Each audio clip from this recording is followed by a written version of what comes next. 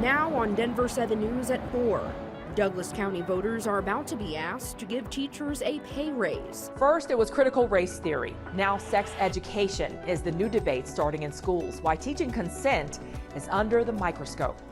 And it sounds alarming when you hear that more than half of diseases may be worsened by climate change. How scientists are now looking at how they could intervene to help. But first, new information about the search of former President Trump's Mar-a-Lago estate. Thank you for joining us. I'm Micah Smith. The Department of Justice has released a redacted version of the Justice Department's affidavit that led to the search of former President Trump's Florida home.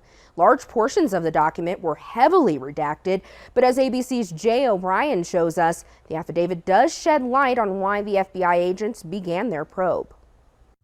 The 38-page affidavit is heavily redacted, but gives a clear outline on what led the Department of Justice to take the unprecedented step to execute a search warrant on former President Donald Trump's Mar-a-Lago estate earlier this month.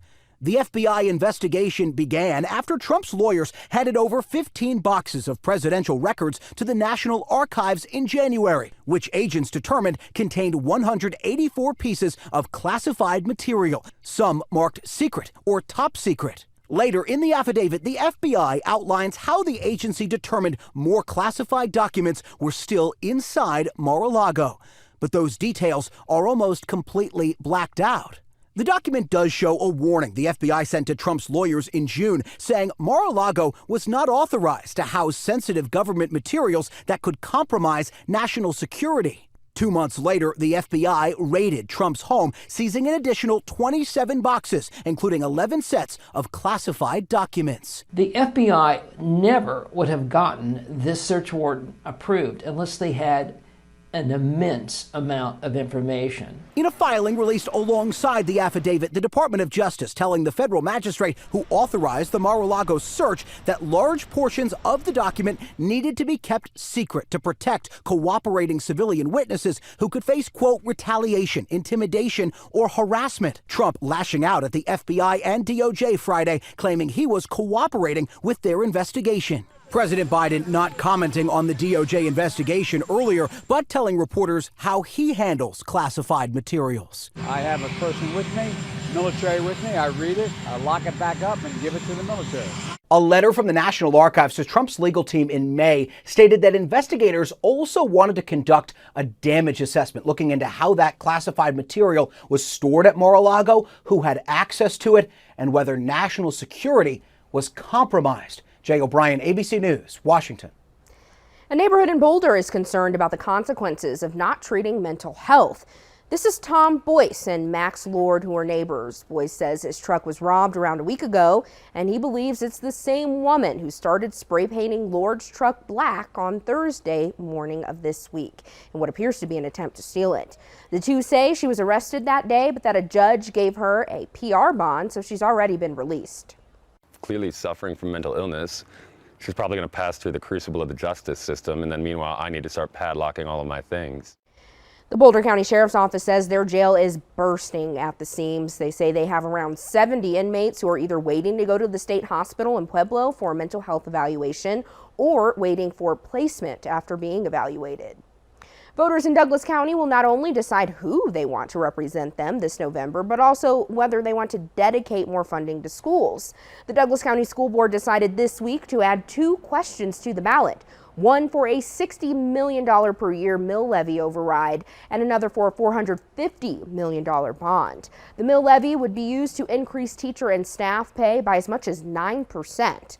The district says this will help with staff recruitment and retention. We want our children to be exceptional, and in order for that to happen, we have to have exceptional people in our classrooms. And it is really hard when our teachers can drive down the street and make $18,000 a year more. The bonding measure would be used to build 3 new schools in growing areas and maintain the district's current buildings. But coming up at 6, we'll sit down with a former board member who says now is not the right time for such a big request.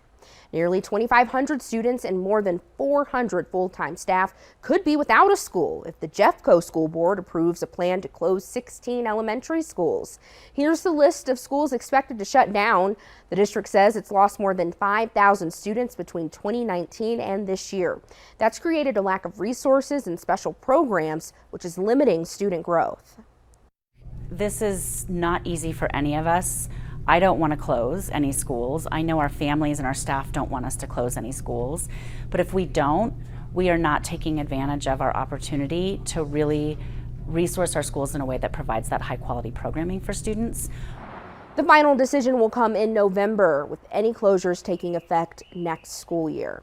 And dwindling student numbers and the possibility of closing schools are not unique to Jeffco. In January, Denver Public Schools formed a declining enrollment advisory committee to make recommendations on closing or consolidating campuses.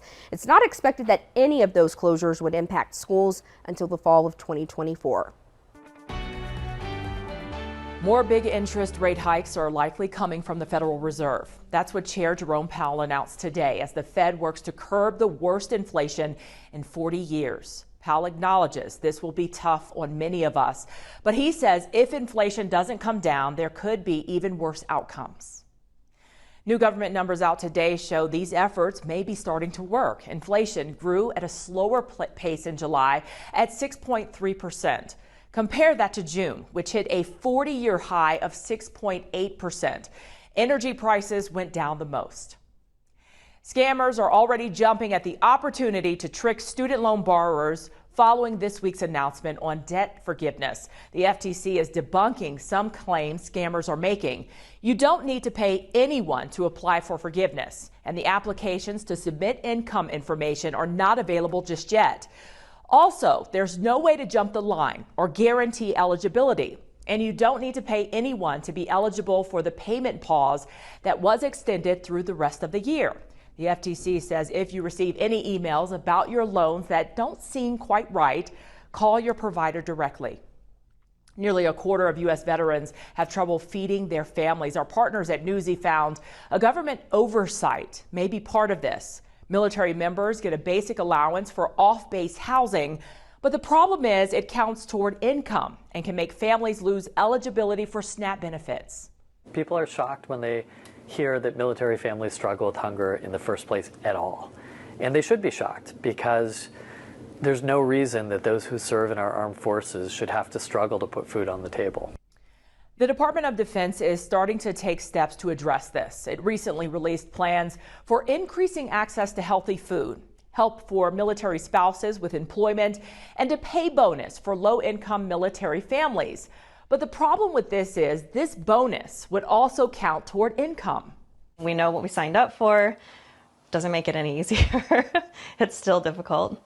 And so to have to deal with all of that and have to worry about how we're going to feed our families, I mean, it would be awesome to not have that extra stress.